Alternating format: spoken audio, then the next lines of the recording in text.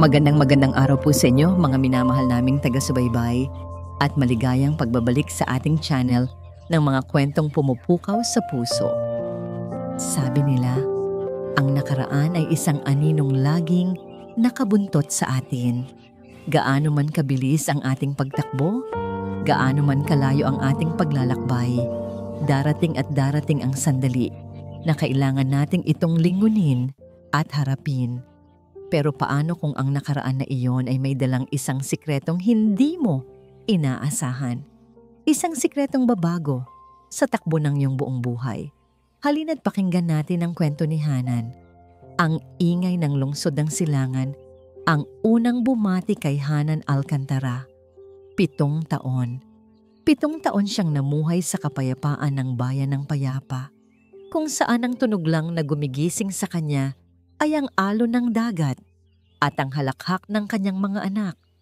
Ngayon, ang busina ng mga sasakyan at ang magulong sigawan ng mga tao ang tila sumasampal sa kanya, isang paalala ng lahat ng bagay na kanyang tinalikuran. "Mommy, are we there yet?" Napatingin siya sa batang lalaki sa kanyang tabi. Si Kislap, ang panganay niya. Sa edad na 6 na taon, taglay na nito ang mga matang puno ng kuryosidad at isang nangiting kayang magpaliwanag ng kahit anong kadiliman. Siya ang dahilan kung bakit siya bumalik. Siya at ang 3 pa niyang kapatid na naghihintay sa kanilang pag-uwi. "Malapit na tayo, anak," mahinang sagot ni Hanan. Hinaplos ang buhok ng bata. "Just a little more." Pero ang sinasabi niya sa sarili ay, sana hindi na lang tayo dumating. Ang Alcantara Gems, ang kumpanyang itinatag ng kanyang yumaong ina. Ang huling alaala na mayroon siya rito ay nasa bingit ng pagkalugi. At ang may kasalanan nito ay walang iba, kundi ang sarili niyang ama at ang kinakapatid niyang si Marikit Soliman. Kailangan niya ng investor. Kailangan niyang iligtas ang pamana ng kanyang ina. Iyon ang dahilan kung bakit kinailangan niyang lunukin ang kanyang takot at bumalik sa impyernong ito. Ang Grand Ball ng Montenegro Prime Holdings, ang pinakamalaking pagtitipon ng mga mayayaman at makapangyarihan sa buong bansa. Kung may isang lugar kung saan siya makakahanap ng tulong, dito na yon. Isinuot niya ang nag-iisang disenteng bestida na dala niya, isang simpleng navy blue dress, at pinagmasdan ang sarili sa salamin ng maliit na apartment na tinutuluyan nila. Mukha siyang dayuhan sa sarili niyang balat. Pagpasok niya sa bulwagan ng hotel, tila siya nalunod sa karangyaan. Mga naglalakihang chandelier, mga taong nakasuot ng mga damit na nagkakahalaga ng 1 taon niyang sahod, at ang mahinang tunog ng isang orkestra. Bawat ngiti ay tila kalkulado. Bawat pag-uusap ay tila isang transaksyon. Habang palingalinga, biglang tumahimik ang paligid. Ang mga tao ay tila nagbigay daan na parang isang hari ang paparating. At sa gitna ng lahat, doon siya nakatayo. Si Lacan Montenegro, ang CEO ng Montenegro Prime Holdings, ang pinakamakapangyarihang lalaki sa silid. Ang lalaking nagmamay-ari ng gabing iyon, 7 taon na ang nakalipas. Nanlamig ang mga kamay ni Hanan at bumilis ang kabog ng kanyang dibdib. Hindi siya nagbago. Mas tumikas pa nga ang kanyang tindig. Mas naging matalim ang kanyang mga mata na kulay abo. Bawat galaw niya ay nagpapakita ng kapangyarihan at awtoridad. Para siyang isang agila na nagmamasid sa kanyang kaharian mula sa itaas. Sinubukan ni Hanan na magtago sa likod ng isang poste. Nagdarasal na sana'y hindi siya mapansin. Ngunit huli na ang lahat. Bigla siyang nakaramdam ng isang maliit na kamay na kumawala sa kanya. "Kislap!" Gulat niyang tawag. Nakita niya ang kanyang anak na tumatakbo. Hinahabol ang isang makintab na lobo. Hindi namamalayan ang kanyang dinaraanan. At sa isang iglap, bumangga ito. Dire-diretso sa mga binti ng lalaking pinakaiiwasan niya sa lahat. Napatigil ang mundo ni Hanan. Itinaas ni Lacan Montenegro ang kanyang tingin mula sa kanyang kausap at dahan-dahang ibinaba ito sa batang lalaki na nakayakap sa kanyang binti. Isang inis na ekspresyon ang unang gumuhit sa kanyang mukha. Ngunit nang makita niya ang mukha ng bata na tumingala sa kanya, bigla itong naglaho. Ang mukha ni Kislap, ang kanyang maliliit na kilay, ang hugis ng kanyang ilong, at higit sa lahat, ang kanyang mga mata. Para siyang nakatingin sa isang salamin ng nakaraan.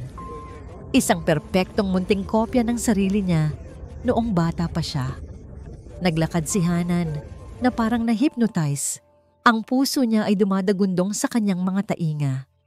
"Kislap, halika rito," sabi niya. Pilit na pinapakalma ang nanginginig na boses. Ngunit hindi sa kanya nakatingin si Lakan. Ang mga mata nito ay nakapako kay Kislap.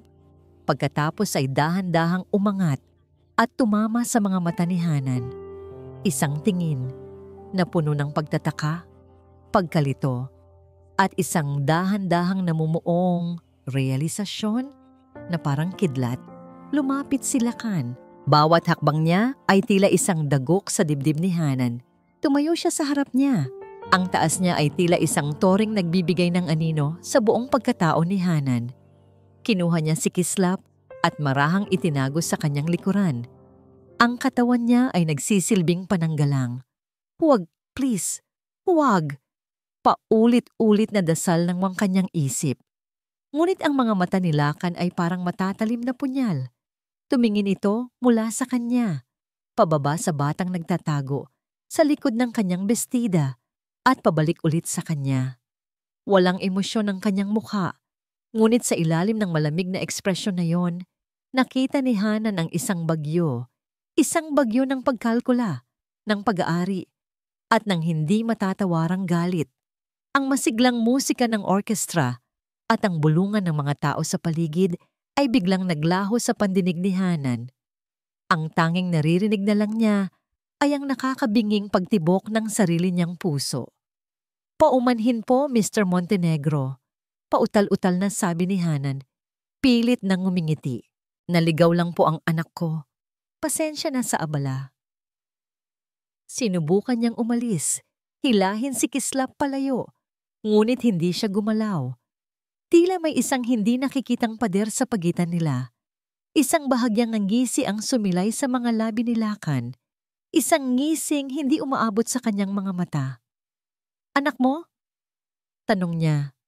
Ang bawat salita ay mabagal at may diin. "7 taon kang nawala, Miss Alcantara, at bumabalik ka na may daladalang sorpresa." Ramdam ni Hanan ang panginginig ng kanyang mga tuhod. Alam niya.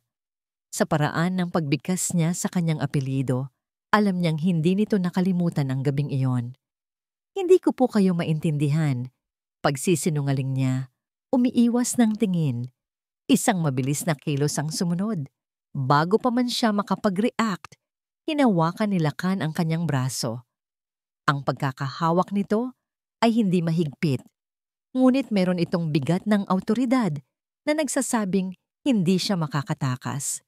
Ibinaba ni Lakan ang kanyang mukha, malapit sa tenga ni Hanan. Ang kanyang mainit na hininga ay nagpatindig sa lahat ng balahibo sa kanyang batok. Ang kanyang boses ay isang mapanganib na bulong para sa kanya lang. "Sino mang bata?" Hinila ni Hanan ang kanyang braso, ngunit ang mga daliri ni Lakan ay parang bakal na humigpit sa kanyang pulsuhan. Ang mga mata nito ay nag-aapoy na ngayon. Ang pagkukunwaring kalmado ay naglaho na. "Sabihin mo sa akin, Alcantara," utos niya. Ang boses ay mababa at puno ng pagbabanta. "Anak ko ba siya?" Ang katotohanan, kapag nabunyag, ay parang isang apoy. Maaari itong magbigay liwanag, ngunit maaari ring itong manunog at tumupok ng lahat ng madaanan. Para kay Lakan Montenegro, ang katotohanang isinampal sa kanya sa anyo ng isang 6 na taong gulang na bata ay isang apoy na gumising sa isang natutulog na halimaw. Ang penthouse office ni Lakan Montenegro ay isang kaharian ng salamin, bakal at katahimikan. Mula sa ikalimampung palapag, tanaw niya ang buong lungsod ng Silangan. Isang dagat ng mga kumukutitap na ilaw na para bang mga bituing nasa ilalim ng kanyang paanan. Karaniwan, ang tanawing ito ay nagbibigay sa kanya ng pakiramdam ng kapangyarihan. Ngunit ngayong gabi, wala siyang ibang makita, kundi ang refleksyon ng isang mukha sa salamin. Ang mukha ng bata, ang mukha ni Kislap. Humigpit ang pagkuyom niya sa baso ng alak na hawak niya. Ang mamahaling kristal ay tila malapit ng mabasag sa kanyang kamay. Galit. Iyon ang unang emosyon na kanyang naramdaman. Isang dalisay at nag-aapoy na galit para sa babaeng naglakas loob na itago sa kanya ang sarili niyang dugo sa loob ng 7 taon. Hanan Alcantara. Sa ibabaw ng kanyang mesa ay nakalatag ang isang folder. Isang mabilisang imbestigasyon na ipinagawa niya ilang minuto lamang matapos ang komprontasyon nila sa bulwagan. Ang laman nito ay mga litrato at impormasyon tungkol sa buhay ni Hanan sa Bayan ng Payapa. Isang maliit na bahay malapit sa dagat. Mga litrato niya habang naglalako ng mga gawang kamay na palamuti. Isang buhay na simple, isang buhay na mahirap. Hindi ito tugma. Kung pera lang ang habol nito, bakit ito nagtago? Bakit ito nagtiis ng hirap? Pero ang mga tanong na iyon ay mabilis na nabura ng isang mas malakas na damdamin. Ang pag-aari, isang tagapagmana, isang Montenegro. Iyon ang ninakaw sa kanya. Kinuha niya ang kanyang telepono at tinawagan ang kanyang abogado. Kahit pa hating gabi na. Attorney Romero, malamig niyang utos ng sagutin ang tawag. May trabaho ako para sa'yo. Kinabukasan, isang itim at eleganteng sasakyan ang huminto sa tapat ng gusali kung saan umuupa si Hanan. Si Attorney Romero, isang makisig na lalaki sa kanyang edad na 40, ay kumatok sa pinto. Nang pagbuksan siya ni Hanan, wala siyang sinayang na oras. Miss Alcantara, formal niyang sabi, inilalapag ang isang mamahaling briefcase sa maliit na mesa. Narito ako bilang representasyon ni Mr. Lacan Montenegro. Binuksan niya ang briefcase. Sa loob nito ay isang tseke. Ang halagang nakasulat ay sapat na para bumili ng 10 apartment na katulad ng tinitirhan ni Hanan. 100 million pesos, sabi ng abogado. Kapalit ng nag-iisa at kabuuang karapatan sa pangangalaga sa bata. Lumuwas ka na ng bansa. Magsimula ng bagong buhay. Hindi ka na muling guguluhin ni Mr. Montenegro. Pinagmasdan ni Hanan ang tseke. Hindi siya umiimik. Pagkatapos ng ilang sandaling katahimikan, dahan-dahan niyang kinuha ito. Hinawakan niya ito sa magkabilang dulo at sa harap mismo ng nagtatakang abogado, pinunit niya ito sa gitna. Pagkatapos ay pinunit niya ulit at ulit. Hanggang sa ang mga piraso ay naging parang konfeti na nahulog sa sahig. Sabihin mo sa kliyente mo, mariing sabi ni Hanan, ang kanyang mga mata ay nag-aalab sa determinasyon. Ang anak ko ay hindi ibinebenta. Ang balitang yon ay nakarating kay Lacan habang nasa isang pulong siya. Hindi siya nagulat, nagalit siya lalo. Ang pagtanggi ni Hanan ay isang direktang hamon sa kanyang kapangyarihan. Talaga bang ginawa niya iyon? Ang boses na yon ay pag-aari ni Marikit Soliman na biglang pumasok sa kanyang opisina. Dala niya ang isang nangiting puno ng pagkukunwaring awa, ngunit ang kanyang mga mata ay may kislap ng tagumpay. Lacan, I'm so sorry for what you're going through. Sabi niya, marahang hinahaplos ang braso nito. Hindi ko lubos maisip na magagawa niya sa iyo ito. Baka naman na-trap ka lang niya, Lacan. Nakapagtataka na bigla siyang lumitaw ngayong palugi na ang kumpanya nila at kailangan niya ng pera. Ang mga salita ni Marikit ay lason na dahan-dahang kumalat sa isipan ni Lacan. Iyon nga. Iyon ang tanging lohikal na paliwanag. Ginamit siya ni Hanan. At ngayon, ginagamit nito ang bata para makakuha ng mas malaking halaga. Huwag kang mag-alala, sabi ni Lacan. Ang kanyang boses ay mas malamig pa kaysa dati. Makukuha ko ang gusto ko, sa ayaw niya o sa gusto. Sa pagtatapos ng araw, dumating ang isang selyadong sobre sa kanyang mesa. Galing ito sa isang pribadong laboratorio. Sa loob nito ay ang resulta ng DNA test na palihim niyang ipinagawa gamit ang isang hibla ng buhok ni Kislap na nakuha mula sa damit niya. Binuksan niya ito. Ang kanyang mga mata ay dumapo sa huling linya ng ulat.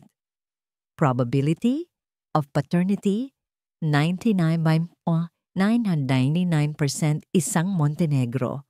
Kumpirmado, isinara niya ang folder. Ang lahat ng pagdududa, lahat ng pagkalito ay naglaho. Napalitan ito ng isang matigas at hindi matitinag na determinasyon. Kinuha niya ulit ang kanyang telepono. Attorney Romero, the offer is off the table. Malamig niyang sabi. File the case. Now. Sa maliit na apartment sa kabilang panig ng lungsod, habang pinapatulog ni Hanan si Kislap sa kanyang mga bisig, isang malakas na katok ang narinig niya mula sa pinto.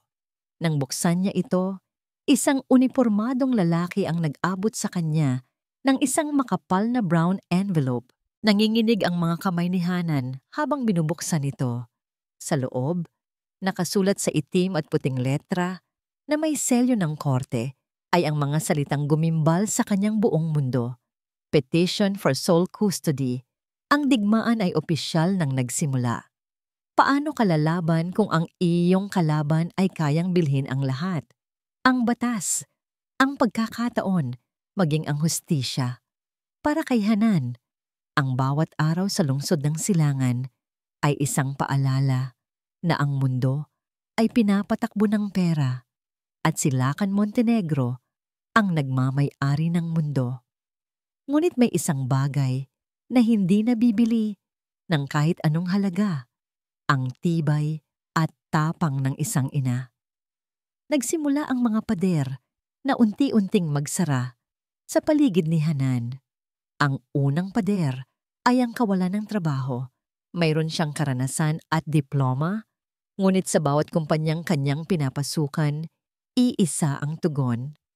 We're impressed with your resume, Miss Alcantara, but the position has just been filled this morning. I'm sorry, we're looking for someone with more recent local experience. Tatawagan ka na lang namin. Sa una, inakala niyang malas lang siya. Ngunit pagkatapos ng ikasampung pagtanggi, alam na niya, hindi ito malas. May isang kamay na hindi nakikita na isinasara ang lahat ng pinto para sa kanya. Ang kamay ni Lacan Montenegro. Ramdam niya ang malamig nitong anino sa bawat pagkabigo. Ang pangalawang pader ay ang batas. Sa unang pagdinig sa korte, pakiramdam ni Hanan ay hinuhusgahan na siya bago pa man siya makapagsalita. Ang abogado ni Lacan, si Attorney Romero, ay mahusay at makinis magsalita.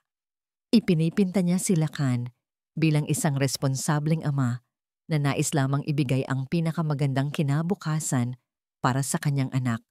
At si Hanan, ipininta siya bilang isang babaeng pabaya, walang trabaho, walang permanenteng tirahan, at hindi kayang magbigay ng isang matatag na buhay. I can give him the world, Your Honor.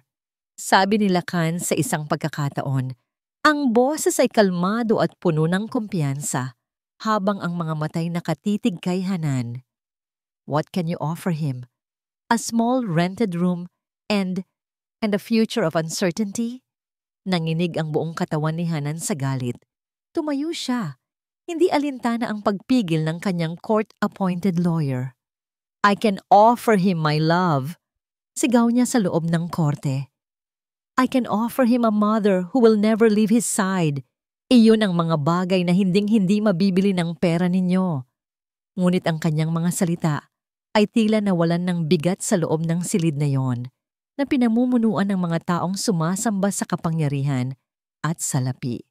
Gabi-gabi, pagkatapos niyang patulugin si Kislap, palihim siyang pumupunta sa banyo at binubuksan ang kanyang lumang cellphone. Ito ang tanging sandali sa buong araw na nakakaramdam siya ng kaunting liwanag. Sa screen, lumitaw ang tatlong maliliit na mukha. "Mommy!" Sabay-sabay na bati ni Sinag at Araw ang kambal niyang babae. Si Ulap, ang pinakatahimik sa apat, ay ngumiti lang. "Kamusta na ang mga baby ko?" tanong ni Hanan, pinipigilan ang mga luhang nagbabadyang tumulo. "Kumain na ba kayo? Nagpapakabait ba kayo kay Lola Nita?" "Opo, Mami," masiglang sagot ni Sinag. "Pero miss ka na po namin. Kailan po kayo uuwi?" Ang tanong na yon ay parang isang punyal sa kanyang puso. "Malapit na, anak. Aayusin lang ni Mami ang isang bagay na napakahalaga. Pagkatapos, uuwi na ako. Pangako." Nakikipagtawanan siya sa kanila. Kinakantahan sila ng kanilang paboritong oyayi. Ngunit sa bawat segundong lumilipas, nararamdaman niya ang bigat ng kanyang sikreto. Paano kung malaman nila Kan? Paano kung pati sila ay kunin din nito sa kanya? Nang matapos ang tawag, napaupo siya sa sahig ng banyo at doon humagulgol ng walang tunog. Ang pakiramdam ng kawalan ng pag-asa ay halos lunurin na siya. Tumingin siya sa kanyang wallet. Ilang daang piso na lang ang natitira. Paano na sila ni Kislap sa susunod na linggo? Isang malakas na katok sa pinto ang pumutol sa kanyang pag-iisip. Nagulat siya. Sino naman ang bibisita sa ganitong oras ng gabi? Pinunasan niya ang kanyang mga luha at binuksan ang pinto. Ang landlord pala nila, isang matandang lalaki na may mabait na mukha. Ngunit ngayon ay balisa. "Hanan, iha." Panimula nito, umiiwas ng tingin. Paumanhin pero kailangan niyo na kasing umalis. "Po? Bakit po?" Gulat na tanong ni Hanan. "Bayad naman po ako sa upa." "Alam ko, iha, pero may tumawag kasi. Isang malaking kumpanya. May nagreklamo raw. Security risk ka raw dito sa gusali. Pinapaalis ka na nila. Binayaran na nila ang kontrata mo at nagbigay pa ng sobrang pera. Wala akong magawa." Alam na ni Hanan kung sino ang nasa likod nito. Si Lakan. Tinatanggalan siya nito ng lahat. Ng trabaho, ng dignidad, at ngayon, ng bubong na masisilungan nila ng kanyang anak. "Binibigyan ko kayo ng 24 na oras, iha." Malungkot na sabi ng landlord bago tumalikod. "Pasensya na talaga." Isinara ni Hanan ang pinto. Dahan-dahanan siyang napasandal dito. Ang kanyang mga binti ay nanghihina. Tumingin siya sa kanyang natutulog na anak, si Kislap, na mahimbing ang pagkakatulog, walang kamalay-malay, sa bagyong sumisira sa kanilang mundo. Wala silang trabaho, wala silang pera, at bukas, wala na silang matitirhan. Nasa dulo na siya ng bangin. At si Lakan Montenegro ang nagtulak sa kanya papunta roon. Sabi nila, ang puso ng tao ay parang isang bato. Mayroong matigas, mayroong marupok. Ngunit kahit ang pinakamatigas na bato, sa patuloy na patak ng tubig, ay nagkakaroon din ng lamat. Para kay Lakan Montenegro, ang tubig na yon ay dumating sa anyo ng mga luhang hindi niya nakita. At sa isang lagnat, nagigising sa damdaming matagal na niyang ibinaon. Nakatayo si Lakan sa bintana ng kanyang opisina. Hawak ang telepono, kung saan kadarating lang ng ulat mula sa kanyang tauhan. Mission accomplished. They have nowhere to go. Dapat ay masaya siya. Dapat ay nararamdaman niya ang tamis ng tagumpay. Ito na ang huling hakbang. Sa oras na sumuko si Hanan, mapapasa kanya na ang bata. Ngunit habang nakatingin siya sa mga ilaw ng lungsod sa ibaba, isang imahe ang biglang pumasok sa kanyang isip. Ang mukha ni Kislap habang mahimbing na natutulog. Ang mga mata ni Hanan na puno ng pagod ngunit hindi masusupil na determinasyon. Hindi niya maintindihan ang sarili.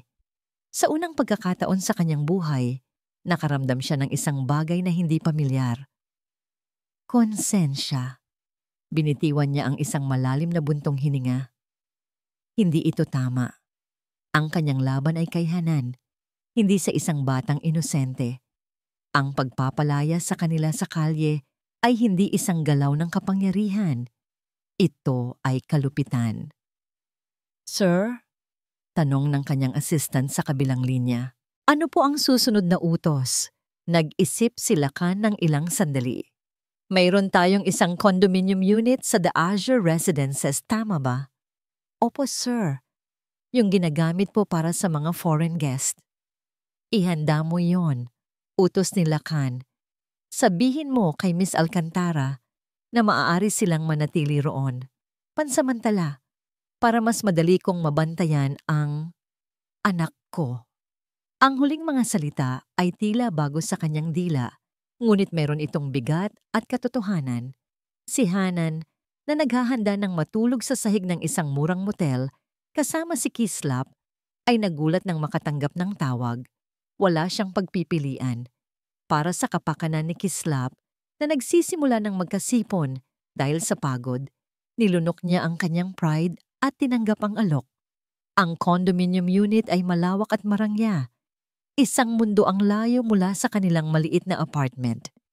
Ngunit para kay Hanan, ito ay isang ginintuang hawla. Isang gabi, pag-uwi ni Lacan mula sa trabaho, naabutan niya ang isang eksenang hindi niya inaasahan. Sa halip na ang karaniwang katahimikan, nakita niya si Hanan na nakaupo sa ilalim ng isang lampshade. May hawak na karayom at sinulid. Maingat niyang tinatahi ang isang maliit na punit sa tuhod ng pantalon ni Kislap. Mayroong isang simple at tahimik na dignidad sa kanyang ginagawa. Isang imahe ng pagiging ina na hindi kailanman nasaksihan ni Lacan sa sarili niyang buhay na pinalaki ng mga yaya at ng isang inang mas abala sa mga social event. Tumayo siya roon sa dilim ng pasilyo, nagmamasid, at sa unang pagkakataon, hindi isang kaaway ang nakita niya, kundi isang babae na gagawin ang lahat para sa kanyang anak. Ang tunay na pagbabago ay nangyari makalipas ang 2 araw. Ginising si Lacan ng isang mahinang katok sa pinto ng kanyang silid sa gitna ng gabi. Si Hanan iyon, ang kanyang muka ay namumutla sa pag-aalala. Si Kislap, nanginginig niyang sabi. Nilalagnat siya ng sobrang taas. Mabilis na kumilos si Lacan. Pagpasok niya sa silid ng bata, nakita niya si Kislap na nanginginig sa kama. Ang balat ay nagbabaga sa init. Agad na tumawag si Lacan sa kanyang personal na doktor. Ngunit habang hinihintay nila ito, si Hanan ang kumilos na parang isang anghel na tagapag-alaga. Kumuha siya ng maligamgam na tubig, pinunasan ang noo at mga braso ng bata, at binulungan ito ng mga salitang pampakalma. Si Lacan, ang lalaking kayang magpatakbo ng isang multibilyong kumpanya, ay hindi alam ang gagawin. Pakiramdam niya ay inutil siya. Ang tanging nagawa niya ay tumayo sa tabi, mag-abot ng tuwalya at magmasid. Nagdamag silang magkasama, isang hindi inaasahang koponan. Walang sigawan, walang pagtatalo. Tanging isang ibinabahaging takot at pag-aalala para sa batang nasa gitna nila. Nang sa wakas ay bumaba ang lagnat ni Kislap pagsikat ng araw. Pareho silang napaupo sa sahig, pagod ngunit guminhawa. Salamat. Mahinang bulong ni Hanan, hindi nakatingin sa kanya. Wala iyon. Sagot ni Lacan. Ang kanyang boses ay bahagyang paos. Anak ko rin siya. Sa sandaling iyon, mayroong isang marupok na kapayapaan sa pagitan nila. Napatingin si Hanan kay Lacan, at sa unang pagkakataon, nakita niya ang isang bahid ng pagiging vulnerable sa mga mata nito. Akmang may sasabihin pa siya. Isang bagay na mas malalim, isang bagay tungkol sa 3 pang naghihintay. Ngunit natakot siya. Ang tiwalang nagsisimula palang mamuo ay masyadong bago, masyadong marupok.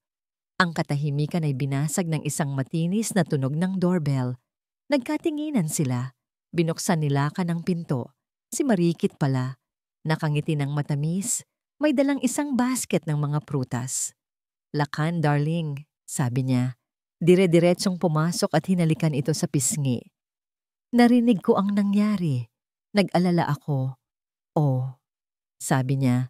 Napansin si Hanan na nakatayo sa likuran. Ang kanyang ngiti ay bahagyang nawala. "Narito ka pa pala."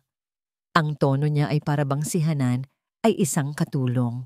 Ang sumunod na ilang minuto ay puno ng tensyon.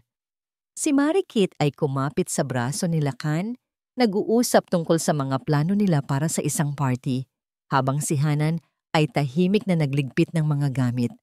Nang sa wakas ay umalis si Marikit, na iwan ng isang mabigat at hindi komportableng katahimikan sa pagitan ni Lakan at Hanan. Yumuko si Hanan at akmang aalis na para bumalik sa silid ni Kislap. "Hanan!" Napatigil siya sa pagtawag ni Lakan sa kanyang pangalan. Dahan-dahan siyang lumingon. Si Lakan ay nakatingin sa kanya. Ang kanyang mga mata ay seryoso at may hindi mabasa na emosyon. "Hindi ko siya mahal," bigla niyang sabi. Ang kanyang boses ay mahina, ngunit malinaw. "Ito ay isang kasunduan lamang, isang business arrangement para sa pamilya namin." Napatulala si Hanan. Hindi alam ang sasabihin. Ang pag-amin na yon ay isang bagay na personal, isang bagay na hindi niya inaasahan, isang maliit na lamat sa pader na bakal sa pagitan nila. Ang tiwala ay parang isang salamin. Kapag nabasag, mahirap nang buuin. At kung mabuo man, mananatili na ang mga lamat bilang paalala ng pagkasira nito. Para kay Lakan, ang unti-unting pagtitiwalang ibinibigay niya kay Hanan ay malapit ng madurog sa 1,000 piraso ng isang katotohanang mas malaki pa sa kanyang inaakala. May nagbago kay Lakan pagkatapos ng gabing iyon.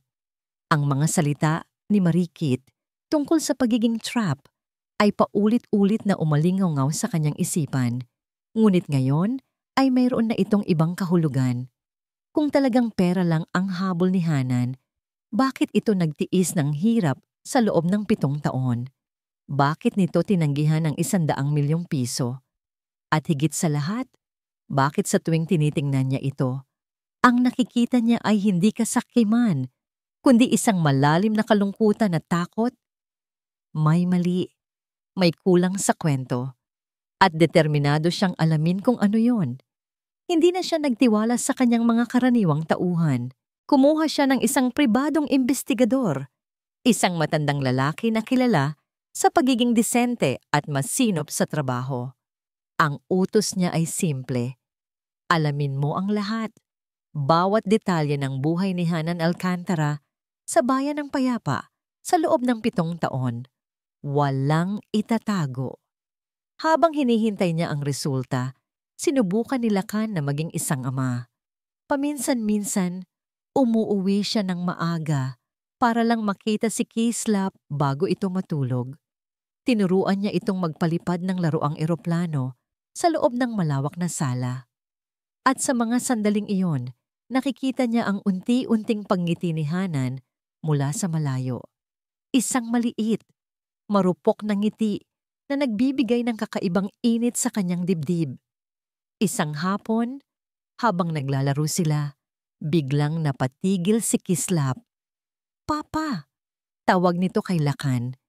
Ito ang unang beses na tinawag siya ng bata sa ganoong pangalan. Napatigil si Lakan. "Bakit, anak? Pwede po ba nating tawagan sila Ate Sinag?" Tanong ng bata. Ang mga mata ay puno ng pananabik. Kumunot ang noo ni Lakan. "Sinong Sinag?" Biglang natigilan si Hanan mula sa kusina. Nanlaki ang mga mata sa takot. Mabilis siyang lumapit. "Wala iyon, Lakan. Kalaro niya lang yon sa dati naming lugar," sabi niya. Pilit na tumatawa. "Halika na, Kislap. Merienda na tayo." Ngunit huli na. Ang pangalang iyon at ang biglaang pag-aalala sa mukha ni Hanan ay naitanim na sa isipan ni Lakan. Makalipas ang 1 linggo, dumating ang tawag na hinihintay niya. "Sir, Nasa akin na po ang report. Dalhin mo sa opisina ko. Ngayon din. Ang investigador ay nag-abot sa kanya ng isang makapal na brown envelope.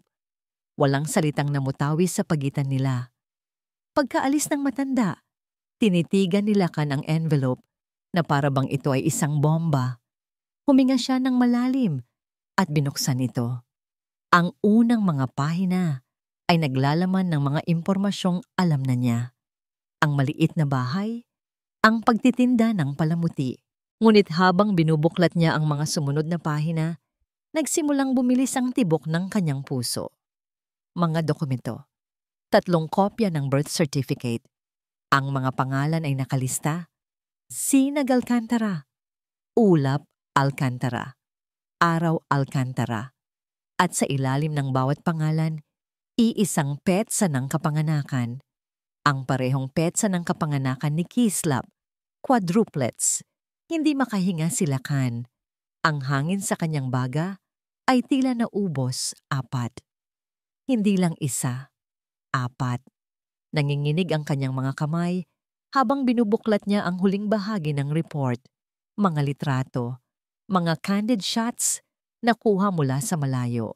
Si Hanan sa dalampasigan, tumatawa habang hinahabol ng 4 na maliliit na bata. Si Kislap at 3 pang mukha, 2 babae na magkamukha at 1 pang batang lalaki na may malalamlam na mga mata, 4 na malulusog. Masasayang bata na nakapalibot sa kanilang ina. Isang pamilyang itinago sa kanya. Ang kaunting init na nagsimulang mamuo sa kanyang dibdib ay biglang naging isang nagyeyelong galit. Ang pagtitiwala ay naging abo. Ang pag-unawa ay naging isang matinding pakiramdam ng pagtataksil. Sinungaling. Paulit-ulit na umalingaw-ngaw ang salitang iyon sa kanyang isip. Nilinlang siya nito. Pinaniwala siyang nag-iisa ito, na si Kislap lang ang bunga ng kanilang pagkakamali. Ngunit ang totoo, meron pa siyang 3 anak na hindi man lang niya alam na humihinga sa mundong ito. Hindi na siya nag-isip. Ang tanging laman ng kanyang isipan ay ang imahe ng pagtawa ni Hanan kasama ang 4 na bata. Isang pagtawang ipinagkait sa kanya. Sumakay siya sa kanyang sasakyan at pinaharurot ito. Hindi alintana ang mga busina at ang panganib. Ang tanging destinasyon niya ay ang Azure Residences. Ang tanging gusto niyang makita ay ang mukha ng babaeng sumira sa lahat. Nang marating niya ang unit, hindi na siya kumatok. Ginamit niya ang kanyang master keycard at binuksan ang pinto ng malakas. Si Hanan, na naghahanda ng hapunan, ay napatalon sa gulat. Lacan? Ngunit hindi na niya natapos ang kanyang sasabihin. Ibinato ni Lacan ang envelope sa mesa sa harap niya. Kumalat ang mga litrato at mga kopya ng birth certificate sa ibabaw nito. Napatitig si Hanan sa mga papel at ang lahat ng kulay ay nawala sa kanyang mukha. Ano to? Nanginginig niyang tanong kahit alam na niya ang sagot. Tumayo si Lacan sa harap niya. Ang kanyang anino ay tila lumalamon sa liwanag. Ang kanyang mga mata ay nag-aapoy sa isang galit na hindi pa kailanman nakita ni Hanan. Ang kanyang boses ay isang dagundong na umalingaw-ngaw sa buong silid. Sinunggaling, sigaw niya. Ang bawat salita ay puno ng lason at sakit. Hindi lang 1, 4 pala ang itinago mo sa akin. May mga sandali sa buhay na parang isang bahay na gawa sa baraha. Isang maling galaw. Isang biglaang ihip ng hangin. At lahat ay babagsak. Para kay Hanan, ang hangin na yon ay ang galit ni Lacan. Isang buhawi ng pagtataksil na handang sirain. Hindi lang ang bahay, kundi pati na rin ang pundasyong pinaghirapan niyang itayo sa loob ng 7 taon. Nakatayo si Hanan na parang isang estatwa, nakatitig sa mga litrato ng kanyang mga anak na nakakalat sa mesa. Ang masasayang mukha ni Sinag, Ulap at Araw ay tila nangungutya sa kanya ngayon. Ang sikretong iningatan niya ng buong puso at kaluluwa ay nakalantad na. Lakan, magpapaliwanag ako. Sabi niya, ang boses ay basag at nanginginig. Lumapit siya, inabot ang kamay, ngunit umatras si Lakan na para bang siya ay isang ahas na may kamandag. Magpapaliwanag, umalingaw-ngaw ang mapait na tawa ni Lakan sa buong silid. Anong ipapaliwanag mo, Hanan? Na ginawa mo akong isang ganap na tanga? Pinaniwala mo ako na iisa lang. Habang ako ay nakikipaglaban para sa isang bata, meron ka pa palang 3 reserba na itinatago. Hindi ganoon iyon. Sigaw ni Hanan. Ang mga luha ay malayang bumuhos mula sa kanyang mga mata. Natakot ako. Natakot ako na kunin mo silang lahat sa akin, katulad ng ginagawa mo ngayon kay Kislap. Ikaw ang nagtulak sa akin na magsinungaling. Huwag mong baliktarin ang sitwasyon. Dagundong ng boses ni Lakan idinuro siya. Ang pinag-uusapan dito ay ang karapatan ko bilang ama. Karapatan kong malaman na mayroon akong 4 na anak. 7 taon, Hanan. 7 taon mo silang ipinagkait sa akin. Ang kanilang sigawan ay ginising si Kislap na lumabas mula sa kanyang silid. Kinukusot ang mga mata. Mommy, Papa, why are you shouting? Napatigil silang dalawa. Ang galit sa mukha ni Lakan ay napalitan ng isang malamig at matigas na determinasyon. Yumuko siya at binuhat si Kislap. Mag-uusap lang kami ng mami mo, anak, sabi niya sa isang boses na pilit pinapakalma. Dinala niya ang bata pabalik sa silid nito. Paglabas niya, ang kanyang mga mata ay walang anumang bahid ng init. Tapos na ang usapan, deklara niya. Akin na sila, silang 4. Kinabukasan ang bangungot ni Hanan ay naging isang malagim na katotohanan. Isang van na may kasamang mga social worker at mga abogado ni Lakan ang dumating sa bayan ng Payapa. Si Lola Nita, ang matandang nag-alaga sa mga bata, ay walang nagawa kundi ang umiyak habang kinukuha ang kanyang mga alaga. Si Hanan ay tila isang manunood sa sarili niyang trahedya, nakikinig sa telepono habang umiiyak sina Sinag at Araw. Tinatawag ang kanyang pangalan. Mami! Mami! Asan ka? Ang mga iyak na yon ang tumapos sa lahat ng lakas na natitira sa kanya. Napaluhod siya sa sahig ng kondominium, ang kanyang mga sigaw ay walang tunog. Nawala na. Nawala na silang lahat. Habang nangyayari ang lahat ng ito, si Marikit Suliman naman ay isinasagawa ang kanyang huling pag-atake. Sa isang emergency board meeting ng Alcantara Gems, inilatag niya ang isang folder na puno ng mga pekeng dokumento, mga bank statement at mga resibong nagpapakita na si Hanan ay palihim na naglilipat ng pondo ng kumpanya papunta sa isang personal na account sa probinsya. Ito po ang dahilan kung bakit palugi ang kumpanya. Sabi niya sa mga board member, ang kanyang boses ay puno ng pagkukunwaring lungkot. Ang sarili kong kapatid ang nagnanakaw sa atin. Ang kanyang ama, na matagal nang nabili ng kasakiman, ay sumang-ayon sa lahat. Wala nang natira kay Hanan. Ang mga anak niya ay nasa kamay na ni Lakan. Ang kumpanya ng kanyang ina ay nasa bingit ng pagbagsak dahil sa isang kasinungalingang hindi niya kayang patunayan. Ang buong mundo niya, na binuo niya mula sa abo, ay gumuho sa loob lamang ng 24 na oras. Naupo siya sa gitna ng marangyang sala, napapalibutan ng katahimikan. Ang dating ginintuang hawla ay isa na ngayong malamig na puntod. Wala nang halakhak ni Kislap. Wala nang pag-asa. Kinuha niya ang kanyang telepono, binuklat ang mga litrato ng kanyang 4 na anghel. Ang bawat ngiti nila ay isang saksak sa kanyang puso. Ito na ba ang katapusan? Susuko na lang ba siya? Habang nag-iisip siya, biglang umilaw ang screen ng kanyang telepono. Isang text message mula sa isang numerong hindi rehistrado. Dahan-dahan niya itong binuksan. Ang laman nito ay 2 pangungusap lamang, ngunit ang mga salitang iyon ang biglang nagpatayo sa kanya ko at nagbigay ng isang kislap ng pag-asa sa gitna ng kadiliman.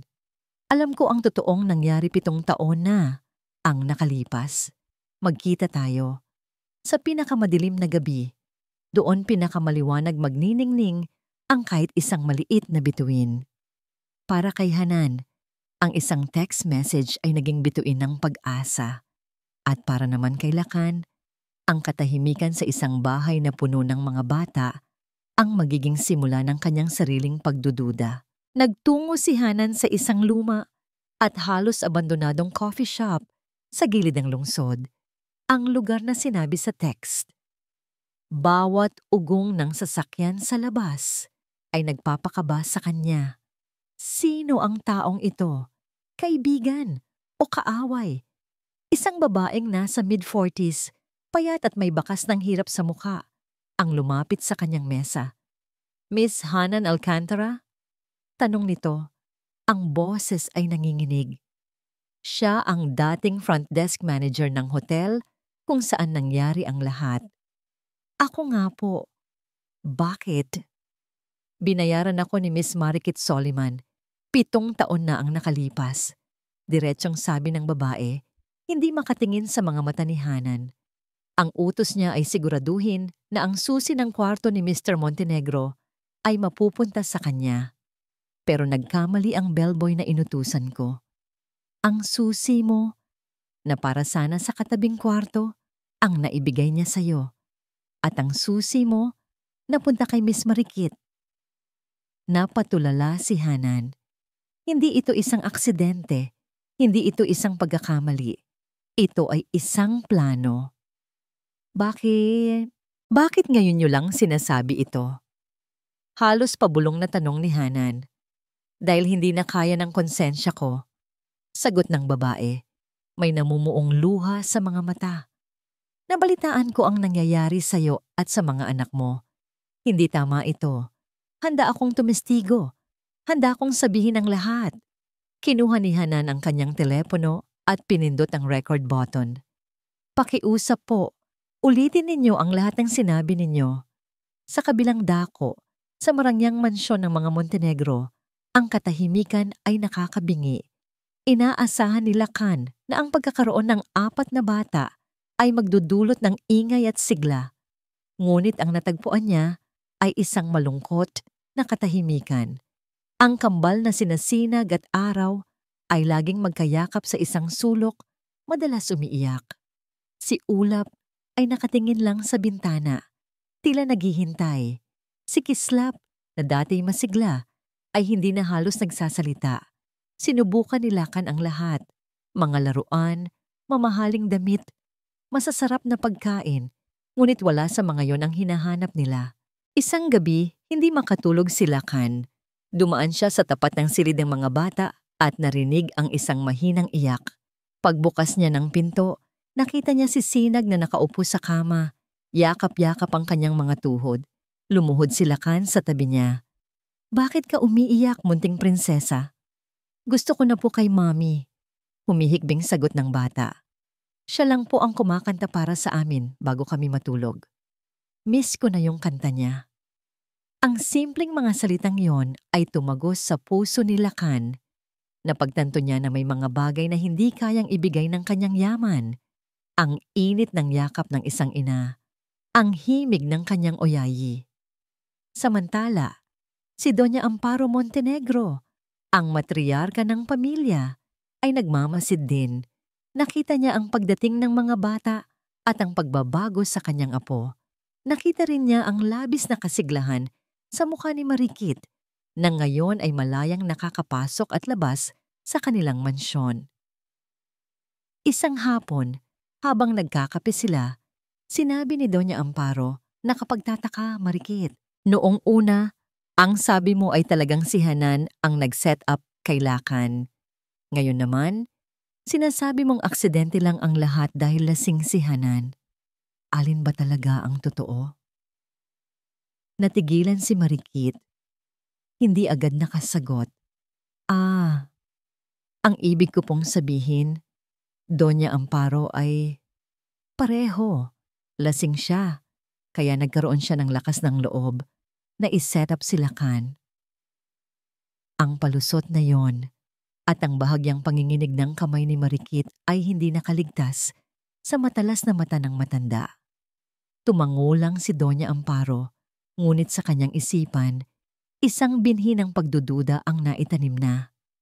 Hawak na ang pinakamalakas na alas, isang recording ng buong pag-amin ng dating manager. Tumawag si Hanan, hindi kay Lakan, kundi sa personal assistant nito. Pakisabi kay Mr. Montenegro, sabi ni Hanan. Ang kanyang boses ay kalmado na ngayon, ngunit may bigat ng bakal. Humihiling ako ng isang pulong. Kasama siya, si Doña Amparo, si Marikit Soliman, at ang buong board ng Alcantara Gems. Bukas ng umaga, sabihin mo sa kanya, ito ay tungkol sa katotohanan. Kinagabihan, pinakinggan ni Lakan ang mensahe mula sa kanyang assistant. Ang tapang at kumpiyansa sa boses ni Hanan ay nagbigay sa kanya ng kakaibang kaba. Ano ang natuklasan nito? Kinaumagahan, sa Grand Conference Room ng Montenegro Prime Holdings, nagtipon ang lahat. Si Lakan sa dulo ng mesa, si Doña Amparo sa kanyang tabi, at si Marikit na nakangiti ng may pagtatagumpay. Nandoon din ang mga board member ng Alcantara Gems. Ang pinto ay bumukas. Pumasok si Hanan. Hindi na siya ang babaeng kaawa-awa at takot. Ang suot niya ay isang simpleng itim na blazer. Ang kanyang buhok ay nakatali ng maayos. Naglalakad siya ng may dignidad. Sa kanyang mga mata, wala ng luha. Tanging apoy. Tumayo siya sa kabilang dulo ng mesa, diretsong nakatingin sa mga mata ni Lakan. Handa na ba kayong malaman ang katotohanan? Ang liwanag ng katotohanan, gaano man katagal itago, ay laging mananaig sa dilim ng kasinungalingan. Sa huling paghaharap, ang lahat ng pader ay babagsak, ang lahat ng maskara ay mahuhubad. At sa gitna ng lahat ng kaguluhan, isang pamilya ang matutuklasan ang kanilang tunay na pagkakakilanlan. At ang isang pag-ibig ay haharap sa isang bagong bukang liwayag. Ang katahimikan sa conference room ay nakakabingi. Tanging ang tunog ng aircon ang naririnig. Ang mga mata ng lahat ay nakapako kay Hanan. Si Marikit, na may matamis na ngiti kanina, ay biglang kumunot ang noo. Pakiramdam ay may mali. Hinawakan ni Hanan ang isang maliit na voice recorder. 7 taon na po ang nakalipas nang maganap ang isang insidente sa Grand Peninsula Hotel. Isang insidente na sumira sa aking buhay, nagpakalat ng kasinungalingan at nagpalayo sa akin sa aking mga anak. Napatingin siya kay Marikit, isang matalim na tingin. At ngayong araw, ilalantad ko ang lahat. Pinindot niya ang play. Ang boses ng dating front desk manager ay umalingaw-ngaw sa buong silid, malinaw at detalyado. Inilarawan nito kung paano binayaran ni Marikit Soliman ang manager upang magbigay ng susi ng kwarto ni Lakan sa kanya. Ipinaliwanag din nito ang pagkakamali ng bellboy na nagbigay ng maling susi. Ang susi ni Hanan ay napunta kay Marikit at ang susi ni Marikit ay napunta kay Hanan. Ang lahat ng planong pabagsakin si Hanan ay biglang naging isang pagkakataon para sa isang gabing hindi sinasadya. At matapos ang gabing iyon, patuloy ng recording, binantaan ako ni Miss Marikit na huwag magsalita. Natakot ako, kaya nanahimik ako sa loob ng 7 taon. Nanlaki ang mga mata ng mga board member. Si Doña Amparo ay nakatingin kay Marikit. Ang kanyang mukha ay puno ng matinding galit at pagkadismaya. Kasinungalingan. Lahat yan ay gawa-gawa lang. Sigaw ni Marikit, nanginginig ang buong katawan. Bayaran niya ni Hanan. Alam niyo namang desperada yan. Oh, talaga ba, Marikit? Kalmadong sabi ni Hanan, may ngisi sa kanyang mga labi. Kung ganoon, ipaliwanag mo ito. Ipinakita niya ang isang series ng mga transaksyon sa bank account ni Marikit. Mga malalaking halaga na inilipat mula sa Alcantara Gems papunta sa mga offshore account. Isang masusing pag-audit na ginawa niya sa loob ng ilang araw gamit ang kanyang nalalabing koneksyon. Ito ang tunay na dahilan kung bakit palugi ang Alcantara Gems, deklara ni Hanan. Hindi ako ang nagnakaw, kundi ang taong laging nakangiti sa harapan, pero sa likod ay nanloloko. Ang silid ay puno ng bulungan. Ang kanyang ama ay namumutla, hindi makapaniwala sa nakita. Si Lakan, na tahimik lang na nakikinig, ay tumayo. Ang kanyang mga mata ay matalim, mas matalim kaysa kailanman. Nakatingin siya kay Marikit at ang kanyang titig ay tila may kakayahang manunog. Marikit, malamig niyang sabi, bawat salita ay may diin. Wala na akong sasabihin. Pakiusap na lumabas ka sa aking opisina. Ngayon din. At asahan mong haharap ka sa buong bigat ng batas sa lahat ng kasalanan mo sa Alcantara Gems at sa pagmamanipula mo sa loob ng 7 taon. Ang kanyang mga security guard ay lumapit at si Marikit, sa kabila ng kanyang pagtutol, ay sa pilitang inilabas sa silid. Ngayon, tanging sinahanan, Lakan, Doña Amparo, at ang ilang board member na lang ang natitira. Ang tingin ni Lakan ay bumalik kay Hanan. Walang galit, tanging sakit at pagsisisi. Hanan, mahina niyang sabi, tumayo at dahan-dahang lumapit sa kanya. Hindi ko alam. Ang lahat ng ito, patawarin mo ako. Ang mga salita niya ay hindi na ang pag-aangkin ng isang CEO, kundi ang paghingi ng tawad ng isang lalaking nagkamali, isang ama na nagkamali. Tumingin si Hanan sa mga mata ni Lakan, nakita ang sinseridad. Ang lamat sa kanyang puso ay nagsimulang maghilom. Hindi niya mapapatawad ang lahat ng sakit sa isang iglap, ngunit nakita niya ang simula ng pagbabago. Ang pagpapatawad ay hindi isang desisyon, Lakan. Sabi niya, ang kanyang boses ay mas kalmado ngayon. Ito ay isang paglalakbay. At sa ngayon, handa akong simulan ang paglalakbay na yon kasama ka. Inabot niya ang kamay niya. Marahang kinuha yon ni Lakan. Ang kanyang mga mata ay puno ng pasasalamat. Ngunit ang huling hadlang ay nanatili. Si Doña Amparo. Ang matanda ay tumayo. Lumapit kina Hanan at Lakan. Hanan Alcantara, sabi niya. Ang kanyang boses ay may bigat ng kanyang posisyon. Sa simula, hindi ko tinanggap ang iyong pagkatao. Ngunit pinatunayan mo sa akin ngayong araw na mas karapat-dapat ka sa pangalan ni mo Alcantara at sa pangalan ng Montenegro kaysa sa sino mang pinalaki sa kapangyarihan.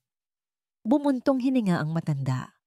Ngayon, naiintindihan ko kung bakit si Lakan ay nabighani sa iyo at mas naiintindihan ko kung bakit ang aking mga apo ay nakakita sa iyo ng isang ina. Magmula ngayon, ikaw at ang iyong 4 na anak ay opisyal na miyembro ng pamilya Montenegro. Sa huling bahagi ng araw, ang Alcantara Gems ay naibalik na sa kontrol ni Hanan. Ang mga bata, sina Kislap, Sinag, Ulap at Araw ay muling nagkasama sa isang bahay. Ngunit sa pagkakataong ito, hindi lang iyon bahay, ito ay tahanan. Mag-fade in ang isang maligaya at mapayapang musika. Nakita ni Hanan at Lakan ang 4 na bata na naglalaro sa dalampasigan, malapit sa isang beach house na ipinagawa ni Lakan. Ang araw ay unti-unting lumulubog. Ang kulay orange at pink ay nagahalo sa kalangitan. Niyakap ni Lakan si Hanan mula sa likod. Inilapat ang kanyang baba sa balikat nito. Hindi ko akalain na darating ang araw na ito, bulong niya. Ngumiti si Hanan. Ang kanyang mga mata ay puno ng luha ng kaligayahan. Ni hindi ko rin akalain, Lakan, pero nandito tayo, buo, tayong lahat. Sila, kasama ang kanilang 4 na anak, Ang mga bunga ng isang pagkakamaling naging simula ng isang pamilya, isang sikretong naging katotohanan, at isang pag-ibig na natagpuan sa gitna ng kaguluhan ay nakatingin sa bukang liwayag, handang harapin ang anumang hamon na darating. Dahil ngayon, hindi na sila nag-iisa. At dito po nagtatapos ang kwento nila, Hanan at Lakan. Isang paglalakbay na nagturo sa atin na ang tunay na pag-ibig ay hindi lamang tungkol sa romansa, kundi sa pagharap sa mga takot, pagpapatawad sa mga pagkakamali, at pagbuo ng isang pamilya mula sa mga piraso ng nakaraan. Ang tunay na lakas ay nasa pagiging bukas ng puso, at ang tunay na kaligayahan ay matatagpuan sa piling ng mga taong itinadhana sa atin. Taos-puso po akong nagpapasalamat sa inyong walang sawang pagsubaybay sa bawat kabanata ng kwentong ito. Naway napukaw namin ang inyong mga puso at nag-iwan ng isang aral na mananatili. Nais ko pong marinig ang inyong saloobin tungkol sa kwento. Anong bahagi ang pinakagusto ninyo? Aling karakter ang pinakanakaugnayan ninyo? I-comment nyo lang po sa ibaba ang inyong mga iniisip at damdamin. Kung nagustuhan ninyo ang kwentong ito, isang pindot lang po sa like button, i-share, at mag-subscribe sa aming channel para sa mas marami pang nakakaantig na kwento ng pag-ibig at buhay. Muli, ako po ang inyong lingkod, nag-iiwan ng isang paalala. Ang bawat puso ay may sariling kwento, at ang bawat kwento ay may aral na naghihintay na matuklasan. Harapin ang nakaraan ng may tapang, at ang kinabukasan ay magbubukas ng pinto sa pag-asa. Pagpalain po kayo ng Panginoon, kayo at ang inyong buong pamilya. Hanggang sa muli nating pagkikita, mga minamahal naming taga-subaybay.